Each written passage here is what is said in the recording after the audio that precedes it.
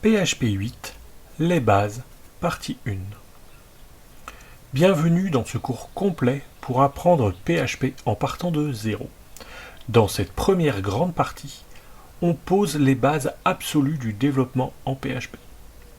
Pour suivre ce cours sur PHP, vous devez simplement avoir de petites bases en HTML. Au programme de ce premier bloc, une introduction au langage PHP. Puis, nous allons voir les outils de développement que nous avons besoin. Nous créerons ensemble notre premier fichier. Nous verrons ce que sont les variables, puis les opérateurs, et enfin, nous terminerons avec les conditions. Alors, PHP, c'est quoi ? PHP, c'est un langage de programmation côté serveur. Ça veut dire que le code s'exécute sur le serveur et pas dans le navigateur. Quand un utilisateur visite une page, il envoie une demande au serveur. Le serveur fait tourner PHP pour générer du HTML et envoie le résultat au navigateur. Le visiteur ne voit jamais le code PHP. Il ne voit que le résultat. Alors PHP, ça signifie quoi ? PHP, ça veut dire PHP Hypertext Préprocesseur. C'est un acronyme récursif, un clin d'œil d'humour des développeurs. La définition se mord la queue. Comme si tu demandais « c'est quoi PHP ?» et qu'on te répondait « c'est PHP ». Ça répond pas vraiment à la question, c'est fait exprès. PHP a une histoire qui mérite qu'on s'y arrête 2 minutes. Parce que comprendre d'où vient un langage, c'est comprendre pourquoi il est fait comme il est. Ça commence en 1994. Il a été créé par Ramus Lerndorf, un développeur danois-canadien. Il écrit quelques lignes en Perl pour gérer sa page personnelle. Il appelle ça le Personal Home Page Tools. Ce n'est pas encore un vrai langage, juste des petits outils pratiques. 1995, la première version publique est publiée. La communauté s'en empare immédiatement et PHP commence à vivre sa propre vie au-delà de son créateur.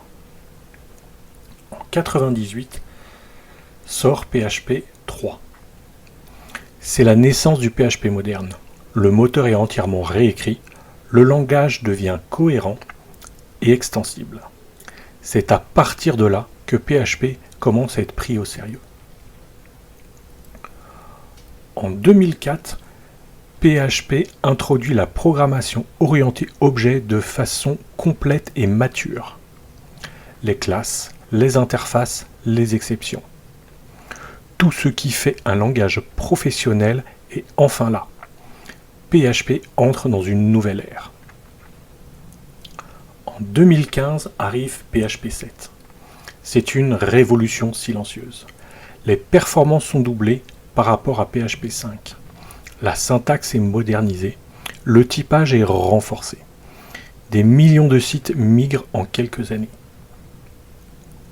En 2020, PHP 8 arrive avec le compilateur JIT, Just in Time, qui accélère considérablement les traitements complexes et les calculs lourds.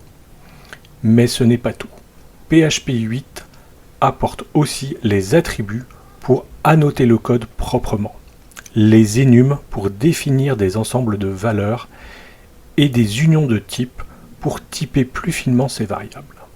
Alors PHP aujourd'hui, c'est quoi ? PHP représente aujourd'hui environ 77% du web. Le CMS le plus utilisé au monde, WordPress, est en PHP.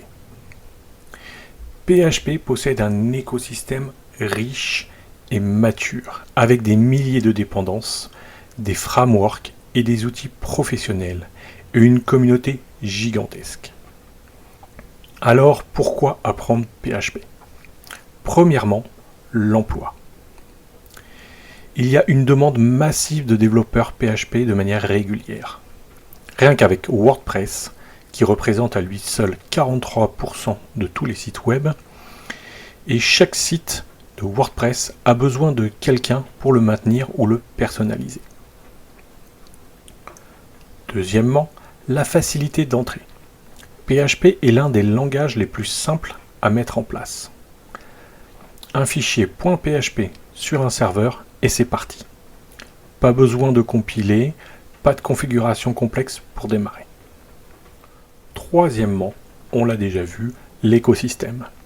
Avec Composer, Laravel, Symfony, PHP a un écosystème mature, des outils professionnels et une communauté gigantesque. Pour l'environnement de développement situé sur Windows, je te recommande d'installer Laragon. J'ai fait une vidéo, je te mettrai le lien en description. Pour ceux qui sont sur Mac, vous pouvez installer MAMP. Si vous préférez, il y a Docker qui reste universel pour tous les OS. Moi personnellement, j'utiliserai Docker. Et enfin, nous aurons besoin d'un éditeur de code, que ce soit Visual Studio Code, Sublime Text, Notepad ou un autre. Si comme moi, vous êtes avec Docker, nous aurons besoin d'une simple image PHP 8 avec Apache. Voici le modèle que j'utilise.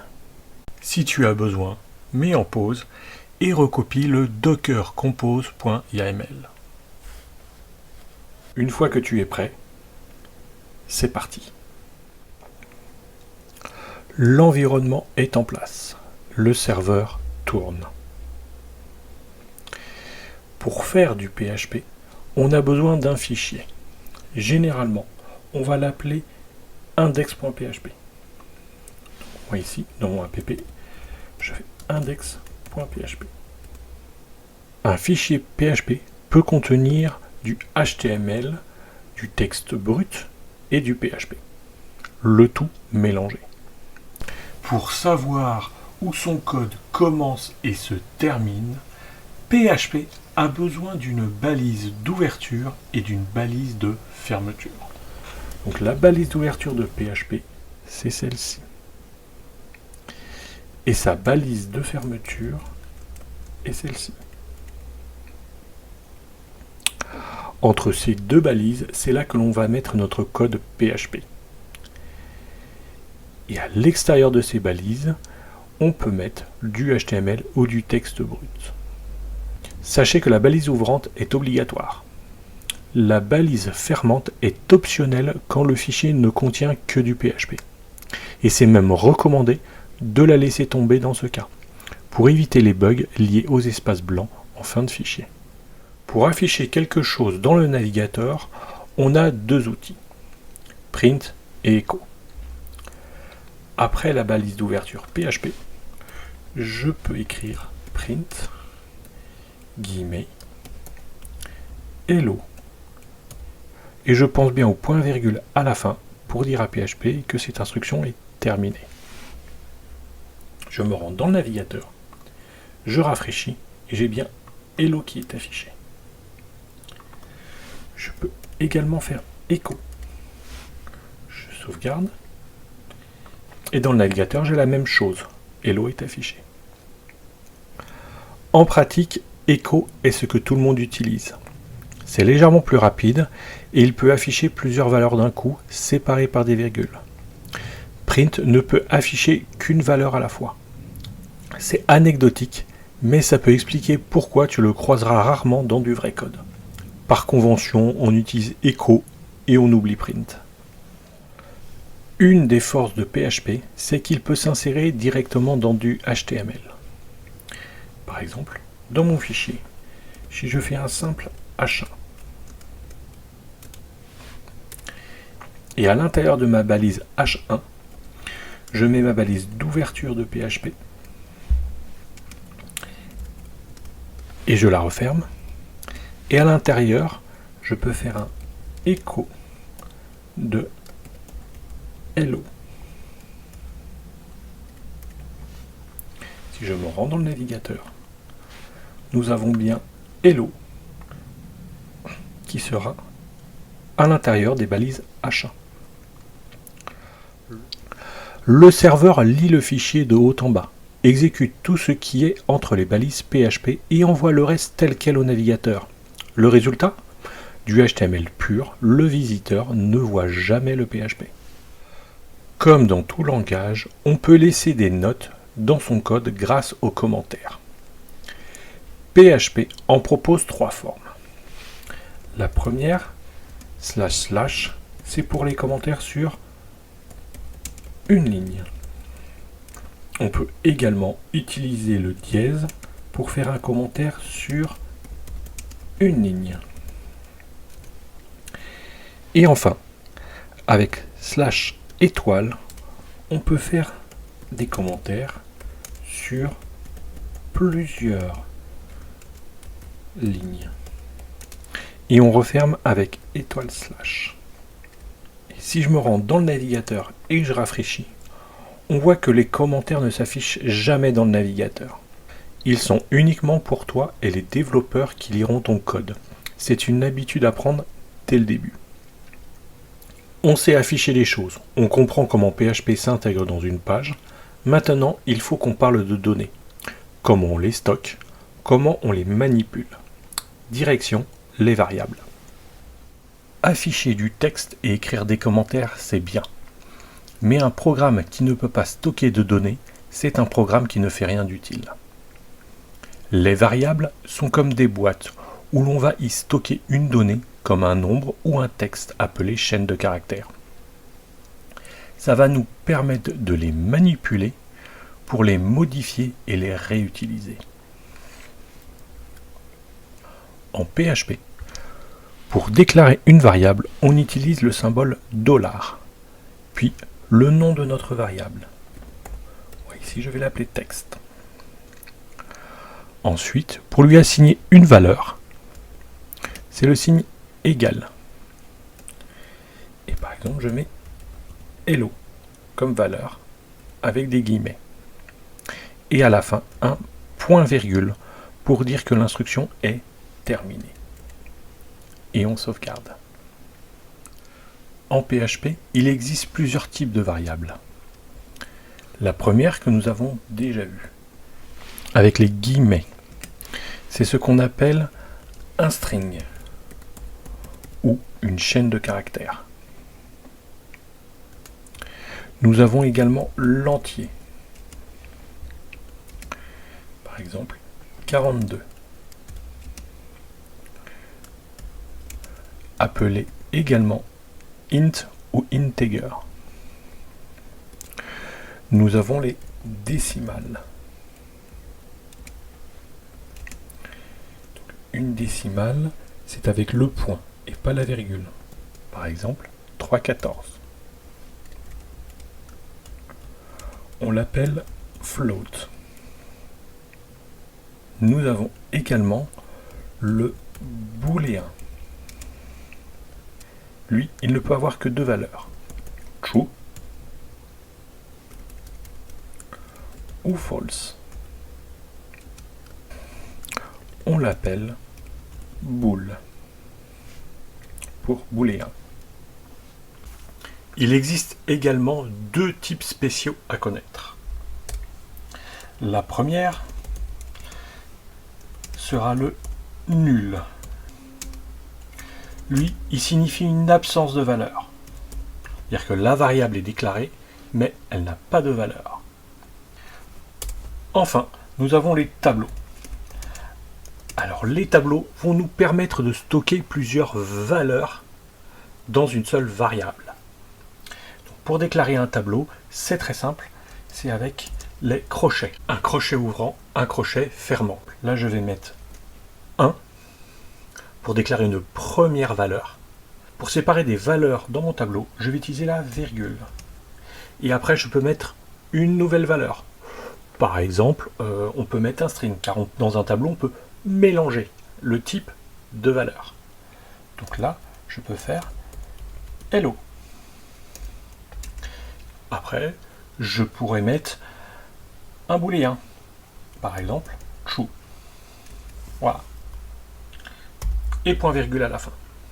Là, ce sont les oreilles.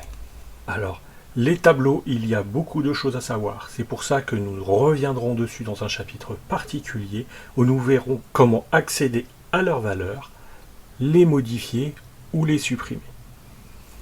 En PHP, le typage d'une variable est dynamique.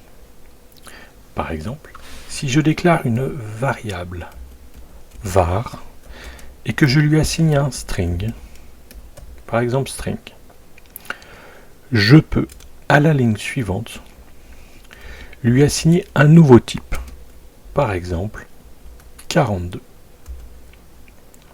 Donc un entier. Et à la ligne suivante, je peux lui assigner un nouveau type, par exemple true pour un booléen. Alors le typage dynamique, ça peut paraître pratique, mais ça peut créer des bugs subtils, surtout si tu n'es pas rigoureux. Donc il faut bien faire attention. Il existe une fonction native essentielle pour débugger et comprendre ce que contient une variable. Alors une fonction native est un outil prêt à l'emploi que nous fournit PHP. Par exemple, si je déclare une variable, un integer avec la valeur 28, je peux faire un var_dump, parenthèse, de ma variable var. Et je termine par un point virgule. J'enregistre. Et si je vais dans le navigateur, je rafraîchis, il me précise bien que j'ai un integer, un int, avec la valeur 28. Donc var_dump est ton meilleur ami en phase de développement. Il affiche tout. Le type, la valeur. Tu l'utiliseras tout le temps.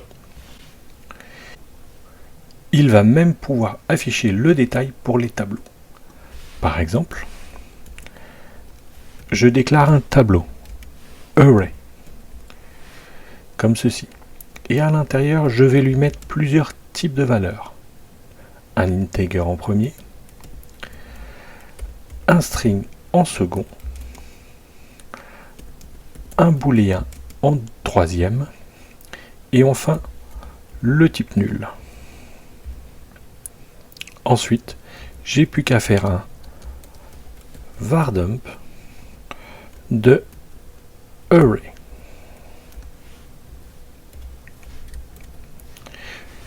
Je enregistre et je rafraîchis. Et là, on voit que var_dump nous a affiché en détail le tableau.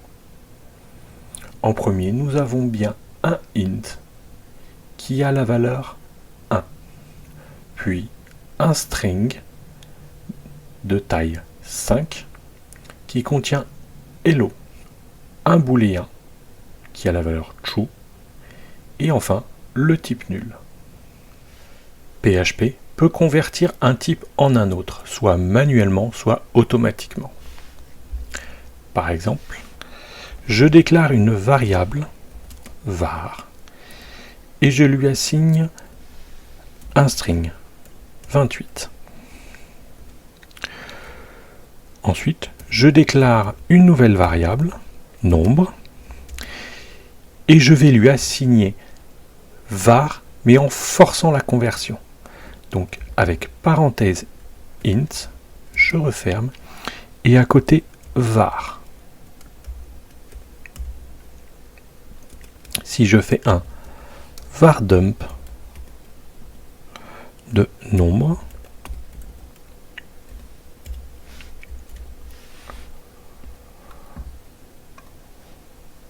on va voir que nous avons bien un integer de valeur 28.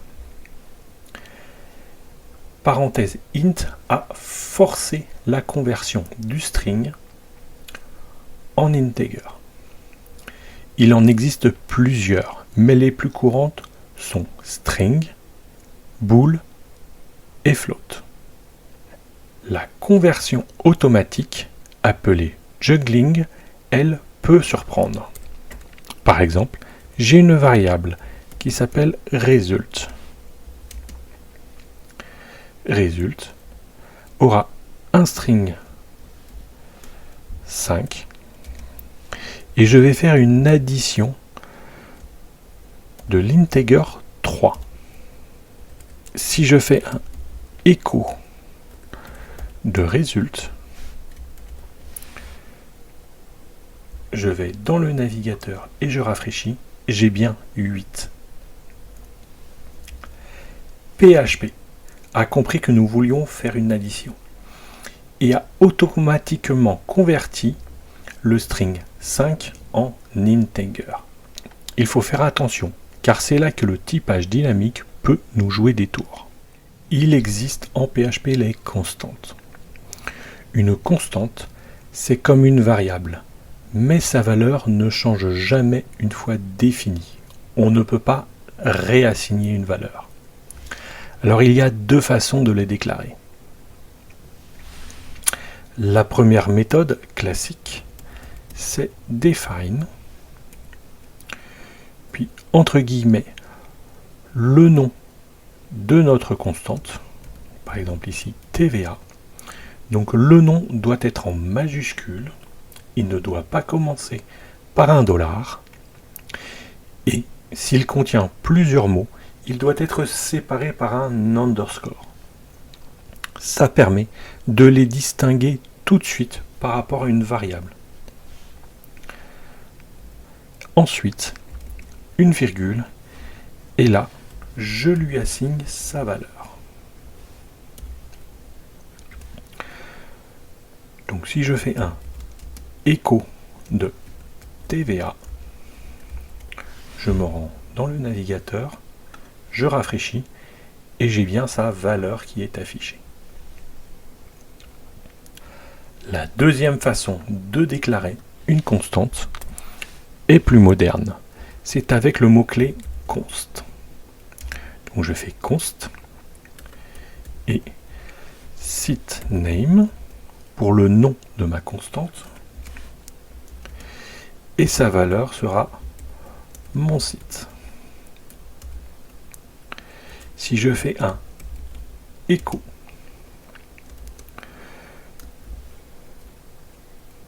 de site name, j'ai bien sa valeur qui est affichée dans le navigateur. On sait stocker des données. Maintenant, il faut savoir les manipuler, les comparer, les combiner, faire des calculs. C'est le rôle des opérateurs.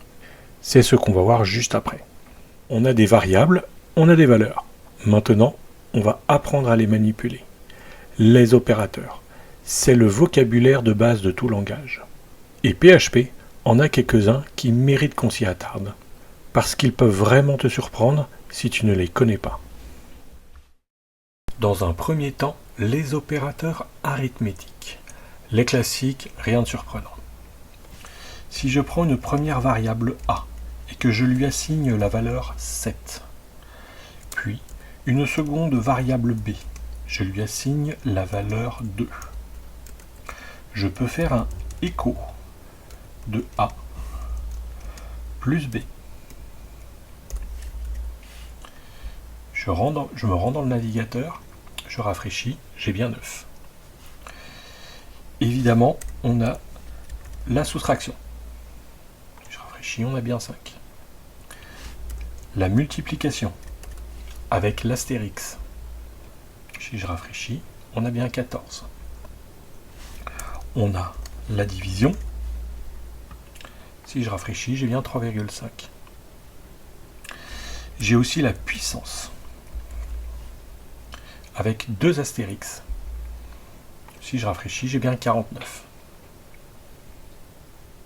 Enfin, on en a un qu'on rencontre un petit peu moins souvent, c'est le modulo, et pourtant il est très pratique. Alors le modulo, il va nous donner le reste de la division, donc le reste de 7 divisé par 2.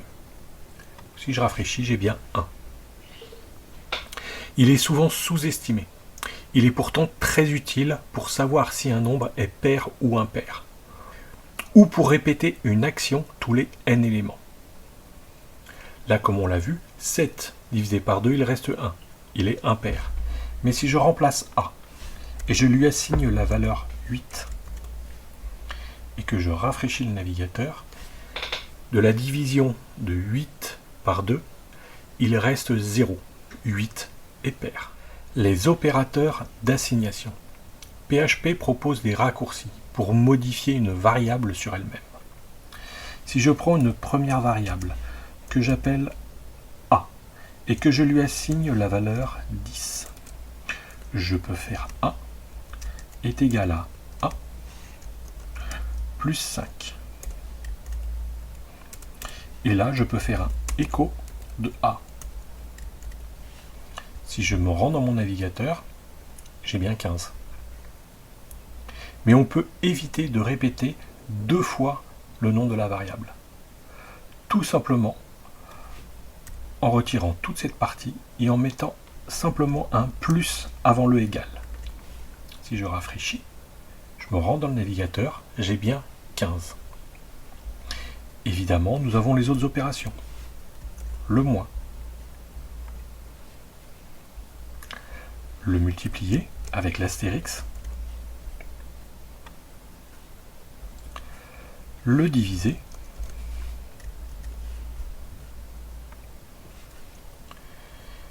Et la puissance avec 2 astérix.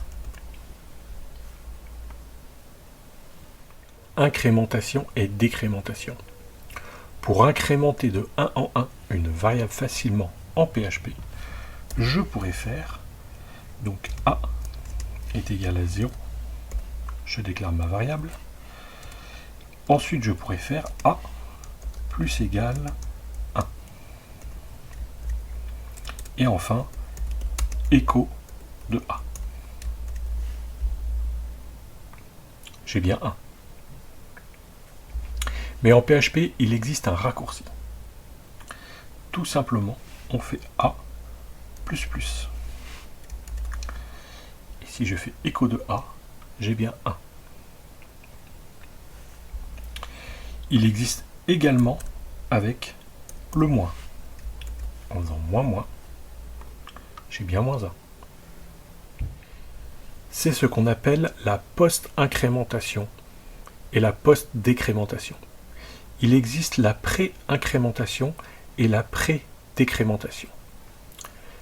Je vous explique. Par exemple, si au lieu de faire un écho après avoir incrémenté ou décrémenté ma variable, je fais directement un écho de A++.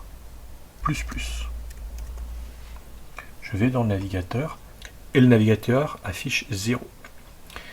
Ce qui se passe, c'est que d'abord, il fait le écho et ensuite, il fait l'incrémentation de 1.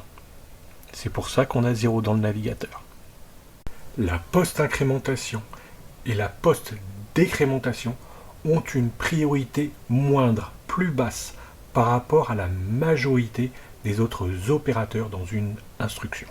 Il existe la pré-incrémentation. Au lieu de faire plus après, je peux faire plus avant. Là, PHP va d'abord incrémenter, puis il va faire le écho. Et là, j'ai bien 1. Et la même chose avec la décrémentation. En pratique, on utilisera surtout la post-incrémentation dans des boucles. On le verra dans un autre chapitre. Ce qu'il faut retenir, c'est que selon la position du plus ou du moins, l'ordre d'exécution change. Ces raccourcis, tu les verras partout dans du vrai code. Donc prends l'habitude de les connaître dès maintenant. La concaténation. En PHP, pour assembler des chaînes de caractères, donc des strings, on n'utilise pas le symbole plus comme dans d'autres langages. On utilise le point. Alors si je prends une première variable que j'appelle firstName et que je lui assigne un string Alice et une seconde variable lastName et que je lui assigne un string Dupont, je peux faire écho first name, point, un petit espace pour séparer le prénom et le nom, à nouveau un point, et last name, et point virgule. Si je me rends dans le navigateur et que je rafraîchis, j'ai bien Alice Dupont. Il existe aussi un raccourci pour concaténer une variable sur elle-même. Par exemple, si je prends une variable MSG pour message et que je lui assigne hello en string, je peux faire MSG point égal espace world. Et là, je peux faire un écho de MSG. Si je me rends dans le navigateur et que je rafraîchis, mes deux chaînes ont bien été concaténées. Comme dans d'autres langages, on peut comparer des valeurs, mais PHP peut vraiment surprendre. On a deux façons de comparer les valeurs, avec le double égal et avec le triple égal. Quand on compare deux valeurs, PHP va nous retourner un booléen, donc soit true, soit false. Donc, si je fais un vardump de 0 égale à 0, je sauvegarde, je vais dans le navigateur et je rafraîchis, j'ai bien true. Si je veux comparer 0 avec le string 0 et que je rafraîchis le navigateur, là également, j'ai true. Quand on voit l'integer 0 double égal string 0 et que cela nous retourne true, ça peut surprendre. Mais ce qu'il faut comprendre, c'est que le double égal compare uniquement la valeur. Et si les types sont différents, PHP va convertir les types si nécessaire. PHP remarque que d'un côté, on a un nombre et de l'autre une chaîne de caractères. Alors, il convertit la chaîne 0 en un vrai nombre, le nombre 0, ce qui revient à comparer 0 avec 0, d'où le true. Maintenant, si je compare 0 avec false, et que je rafraîchis dans le navigateur, j'ai bien true. Ici, c'est un peu différent. Il convertit 0 en false. Donc, false est égal à false. C'est le comportement classique en informatique, où 0 signifie éteint ou faux, et 1 signifie allumé ou vrai. PHP fait simplement le pont entre le chiffre et le concept logique. Si maintenant je compare une chaîne de caractères vide avec le double égal false, je rafraîchis, j'ai également true. Quand PHP compare une chaîne vide à un booléen, il convertit la chaîne vide qui devient false. Donc false est égal à false. Un autre cas, si je veux comparer l'integer 0 avec la chaîne de caractères 4, je sauvegarde et je rafraîchis dans le navigateur, j'ai bien false. Sachez qu'en PHP 8, les règles de conversion ont été grandement nettoyées et rendues plus logiques. Avant, il convertissait le texte en nombres. Comme 4 ne contient aucun chiffre, il faisait une conversion par défaut et 4 devenait 0, comparant 0 avec 0. Avant PHP 8, cette comparaison valait true. Maintenant, avec PHP 8, c'est l'inverse. Il convertit le nombre en texte, ce qui revient à comparer le string 0 avec le string 4, donnant enfin un résultat logique qui est false. Il faut également savoir que pour comparer deux chaînes de caractères, PHP va utiliser la table ASCII. où chaque caractère est associé à un nombre permettant de le comparer. Pour comparer, nous avons aussi le triple égal. Donc si je compare l'integer 0 avec la chaîne de caractères 0 avec le triple égal et que je rafraîchis dans le navigateur, j'ai bien false. PHP compare la valeur et le type sans aucune conversion. Donc 0 n'est pas égal au string 0. C'est également pareil pour false, qui vaut faux, car ce sont deux types différents. PHP ne va pas faire de conversion. En pratique, on utilise toujours le triple égal par défaut. Le double égal est trop souple et source de bugs. C'est pour cette raison que les linters PHP te le signaleront en avertissement. On peut également comparer si deux valeurs sont différentes, avec point d'exclamation égal et point d'exclamation double égal. Donc si je prends une première variable a et que je lui assigne l'integer 7, je prends une deuxième variable b et je lui assigne l'integer 2, je peux faire un var_dump de a est-elle différente de b. Je sauvegarde, je rafraîchis le navigateur et me dit true. Donc 7 est bien différent de 2. Donc comme on a vu précédemment, point d'exclamation égal compare la valeur, pas le type. Si je mets un string 7 avec b et que je sauvegarde, je vérifie, j'ai bien false, car il a comparé 7 avec 7 sans se soucier du typage. Nous l'avons déjà vu précédemment.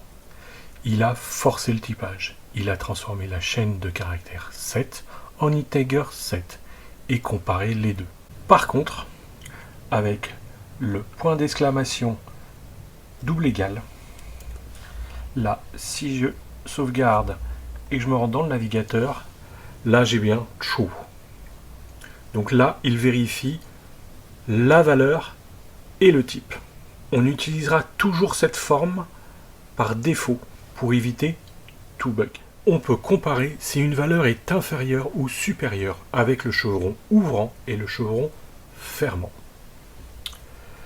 Si je prends une première variable a et que je lui assigne l'integer 2, je prends une deuxième variable b et je lui assigne l'integer 7, je peux faire var_dump de est-ce que a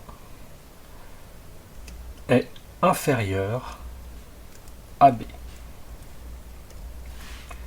Je sauvegarde, je me rends dans le navigateur, je rafraîchis et true. Donc a est bien inférieur à b. Je peux faire l'inverse avec le chevron fermant. Si je rafraîchis, j'ai bien false. Nous avons également le inférieur ou égal et le supérieur ou égal. Par exemple, si a maintenant est égal à 7, je peux faire est-ce que a est inférieur ou égal à b. Je rafraîchis et j'ai bien true, car il n'est pas inférieur, mais il est égal. Et même chose avec le chevron fermant pour le supérieur. Et je rafraîchis, j'ai toujours true. Le spaceship est un opérateur moderne très pratique. Par exemple, si je fais un var_dump de 1, chevron ouvrant égale chevron fermant 2, point virgule, je sauvegarde, je me rends dans le navigateur et je rafraîchis, il me retourne -1 pour dire que 1 est inférieur à 2. Si par exemple, je compare 2 avec 2. Ce coup-ci, il va me retourner 0 pour me dire que les deux sont égaux. Enfin, si le premier devient 3 et que je rafraîchis, j'ai 1 pour supérieur à. Il retourne moins 1, 0 ou 1, selon s'il est inférieur, égal ou supérieur. Il est parfait pour pouvoir trier des données. Les opérateurs logiques vont nous permettre de combiner plusieurs conditions. Si je prends une première variable que j'appelle âge et que je lui assigne l'integer 25, je prends également une deuxième variable que je vais appeler asAccount et que je lui assigne le booléen true. Je peux faire un fardump de âge est-elle supérieure à 18 et avec l'opérateur et qui s'écrit avec deux esperluettes, je peux faire un test sur asAccount. Donc là, nous allons combiner les deux conditions. Nous allons demander est-ce que âge est supérieur à 18 et est-ce que nous avons un compte. Je sauvegarde, je me rends dans le navigateur, je rafraîchis et j'ai bien true. Ce qu'il faut savoir avec l'opérateur et, c'est que les deux conditions doivent être vraies. Par exemple, si asAccount devient false, je sauvegarde, je me rends dans le navigateur et je teste, j'ai bien faux. Effectivement, âge est bien supérieur à 18, par contre, asAccount est faux. Donc, l'une des deux conditions n'est pas vraie. Nous avons ensuite l'opérateur OU,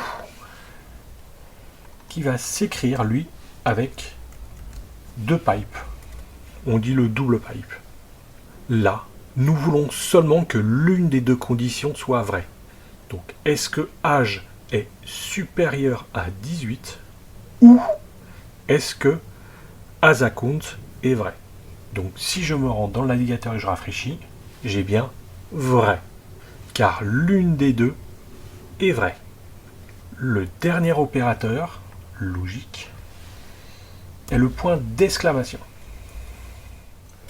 Lui, il va inverser une condition. Actuellement, asAccount est faux. Si je me rends dans le navigateur et que je rafraîchis, j'ai bien true.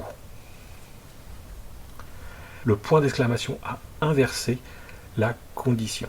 Sachez également qu'il existe en PHP l'opérateur de logique AND et l'opérateur de logique OR. Mais il possède des subtilités de priorité pouvant créer des pièges. On ne les utilisera jamais. On préférera toujours utiliser le double esperluette et le double pipe. Un programme qui fait toujours la même chose, c'est pas vraiment un programme. Pour qu'un code soit intelligent, il faut qu'il puisse prendre des décisions. C'est le rôle des conditions. Les structures if, else permettent d'exécuter des blocs de code différents selon que certaines conditions sont vraies ou fausses. Prenons comme exemple une variable âge. Je lui assigne l'integer 25. Je souhaite mettre en place un tarif cinéma si je suis majeur de 12 €. Donc, pour écrire une condition, on utilise le mot-clé if, suivi d'une parenthèse ouvrante et une parenthèse fermante. Celles-ci contiendront la condition à évaluer. Donc pour nous, ce sera âge qui devra être supérieur ou égal à 18. Après ces parenthèses, nous ajoutons une accolade ouvrante et une accolade fermante. Je vais à la ligne pour plus de clarté. Et à l'intérieur de ces accolades, nous aurons le code que l'on souhaite exécuter si notre condition est vraie. Donc je fais un écho de 12 €. Point virgule, je sauvegarde. Je me rends dans le navigateur, je rafraîchis et j'ai bien 12 €. À présent, je voudrais un tarif si je ne suis pas majeur. Je pourrais réécrire un if avec une condition inverse. Mais il y a plus simple. Après l'accolade du if, je peux ajouter le mot-clé else, suivi directement de d'une accolade ouvrante et d'une accolade fermante. Et là, je peux faire un écho et ce sera 6 € pour les non majeurs. Je vais changer mon âge pour 16. Je sauvegarde, je me rends dans le navigateur et je teste. Et là, j'ai bien 6 €. PHP évalue la condition dans le if. Si elle est vraie, il va exécuter le code à l'intérieur de ces accolades. Si c'est faux, il va aller dans le else et exécuter le code qu'il y a à l'intérieur des accolades. Ok, c'est bien. J'ai eu mes deux tarifs, mais maintenant, si je veux ajouter un tarif pour les 16-17 ans, je pourrais enchaîner des if, mais on a plus simple, on a le else if. Après l'accolade du if, je peux rajouter le mot-clé else if, parenthèse ouvrante, parenthèse fermante, et une accolade ouvrante, une accolade fermante.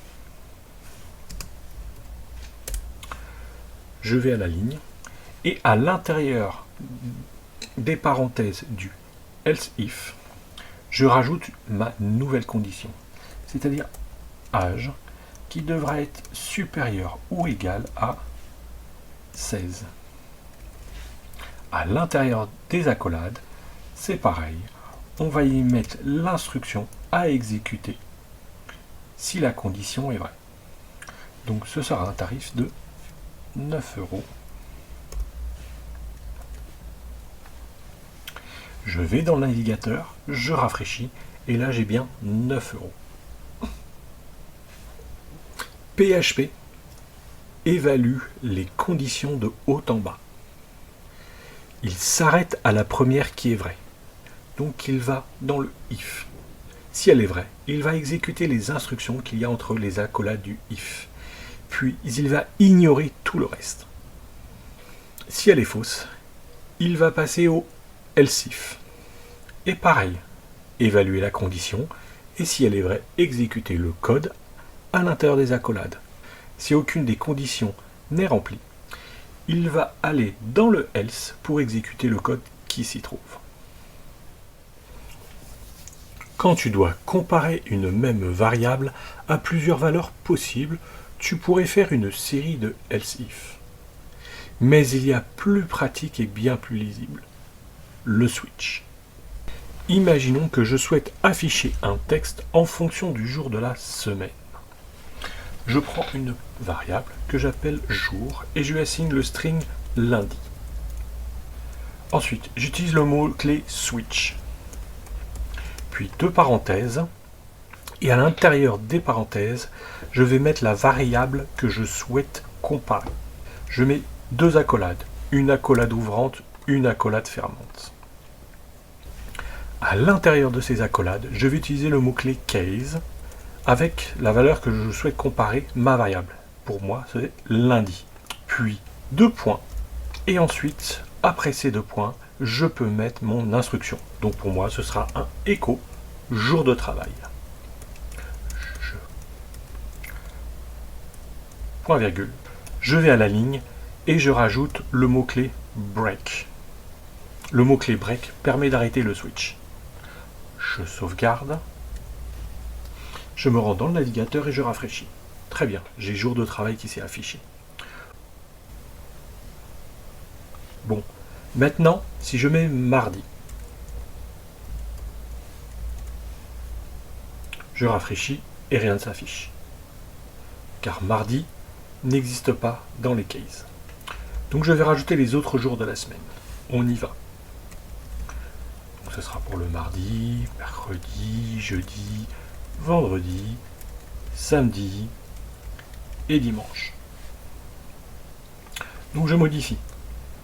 Mardi, le mercredi, le jeudi, vendredi, samedi. Samedi c'est jour de repos. Dimanche,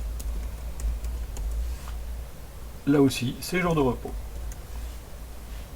Je sauvegarde, je retourne dans le navigateur et j'ai bien jour de travail qui s'est affiché pour mardi. Maintenant, je teste pour le samedi. Je sauvegarde, je vais dans le navigateur et j'ai bien jour de repos qui s'affiche. Maintenant, si je mets une valeur qui n'est pas dans le switch, on l'a déjà vu au début, il va ne rien se passer. Il est possible d'ajouter des instructions par défaut, comme le ferait un else dans un if. Avec le mot-clé default, 2 points. Et ensuite l'instruction par défaut que l'on souhaite exécuter. Donc jour inconnu.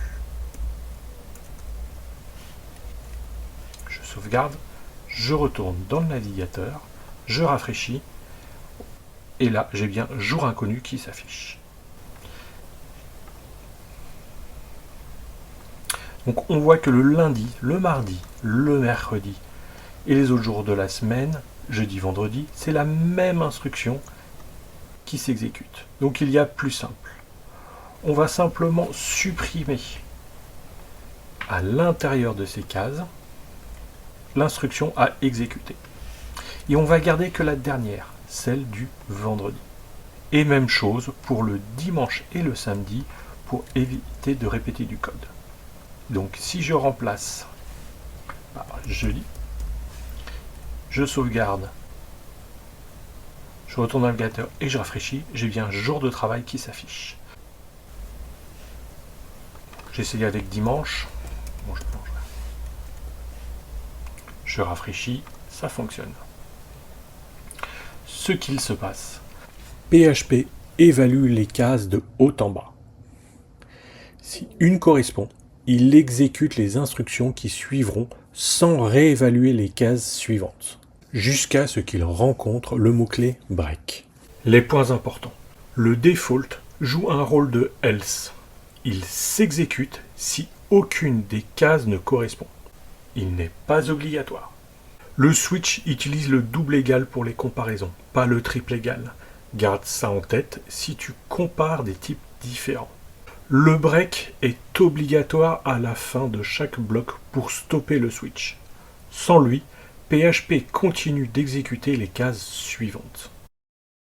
Introduit en PHP 8, Match est la version moderne et plus stricte du switch. Il corrige tous ses défauts. Prenons un exemple. Je prends une variable que j'appelle statut. Je lui donne l'integer 2. Si je veux récupérer un message suivant le statut, donc je fais une variable message égale, et là je peux faire un match avec une parenthèse ouvrante et une parenthèse fermante. À l'intérieur, la valeur que je veux comparer, statut,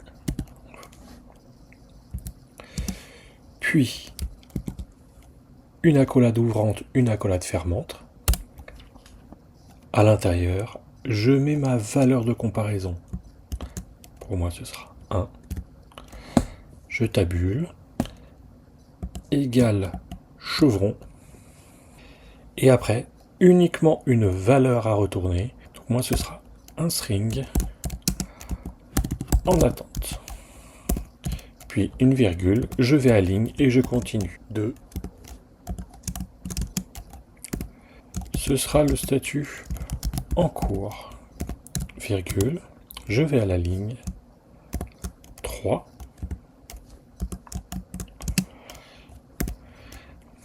Le dernier statut terminé. Et je vais à la ligne, et comme avec le switch, nous avons le default pour la valeur par défaut. Et moi ce sera statut inconnu, virgule. Et après l'accolade fermante, on n'oublie pas le point virgule. Enfin, je peux faire un écho de message.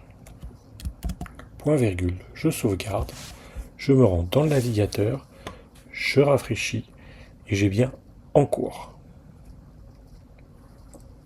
Il faut savoir que le match va faire une comparaison plus stricte, c'est-à-dire qu'il va utiliser le triple égal. Donc il va comparer la valeur mais aussi le type, contrairement à un switch. Donc si par exemple 2, je le transforme en string, je sauvegarde, je mets à jour, il n'a pas matché avec le string 2, il est passé sur le default. En PHP 8, on préférera match à switch dans tous les nouveaux projets. C'est plus sûr, plus court et plus lisible. Le switch reste utile si tu dois maintenir du code avec PHP 7. Le ternaire est un if-else condensé sur une seule ligne. Parfait pour les assignations simples. Prenons l'exemple d'un stock. Je crée une variable que j'appelle stock et que je lui assigne 0. En version longue, je ferai un if. Stock est-il supérieur à 0? Dans ce cas, j'aurai une variable état qui serait disponible.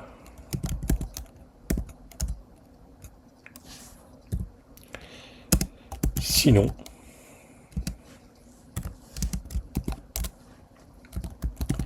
état prendrait le string rupture de stock. À la fin, je ferai un écho de état.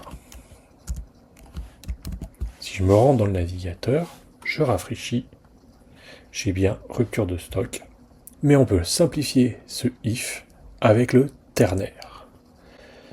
Directement, je peux mettre ma variable état égale, je mets la condition à évaluer. Stock supérieur à 0.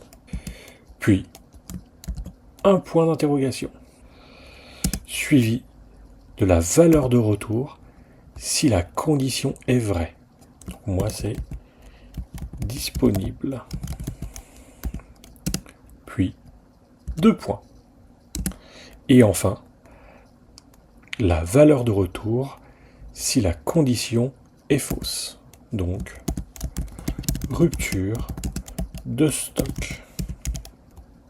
Et je termine avec un point virgule. Je retourne dans le navigateur, je rafraîchis et j'ai bien rupture de stock. Si je passe mon stock à 33, je sauvegarde, je retourne dans le navigateur et j'ai bien disponible. Le ternaire, c'est puissant pour des assignations simples, mais ne l'imbrique jamais. Un ternaire imbriqué avec un ternaire devient illisible en une seconde. Le nul coalescent. Introduit en PHP 7, c'est l'un des opérateurs logiques les plus utiles du quotidien. Il permet de définir une valeur par défaut si une variable est nulle ou n'existe pas. Prenons un exemple. Je prends une variable message MSG Et donc je vais utiliser une variable qui n'existe pas, espace, 2 points d'interrogation, et après la valeur par défaut que je souhaite lui assigner. Message. Et ensuite je fais un co de MSG. Je sauvegarde, je me rends dans le navigateur et je rafraîchis. Et j'ai bien la valeur par défaut qui est affichée. Maintenant cette variable, si je la déclare au-dessus et que je lui assigne nul, je retourne dans le navigateur, je rafraîchis, j'ai toujours la valeur par défaut. Maintenant, au lieu du nul, je lui assigne hello. Je retourne dans le navigateur, je rafraîchis et là j'ai bien hello. Très bien. Et maintenant, je vais la supprimer. Et l'avantage du nul coalescente, c'est qu'on peut enchaîner facilement. C'est-à-dire je peux redéclarer une autre variable qui n'existe pas ou qui est nulle, et encore une autre qui n'existe pas ou qui est nulle.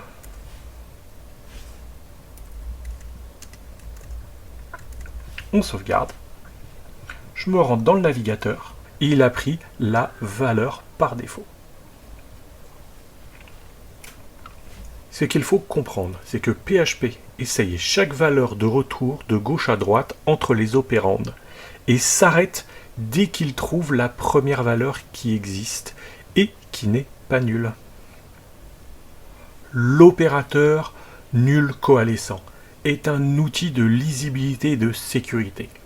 Il permet de gérer proprement les valeurs manquantes ou nulles sans alourdir le code avec des if répétitifs.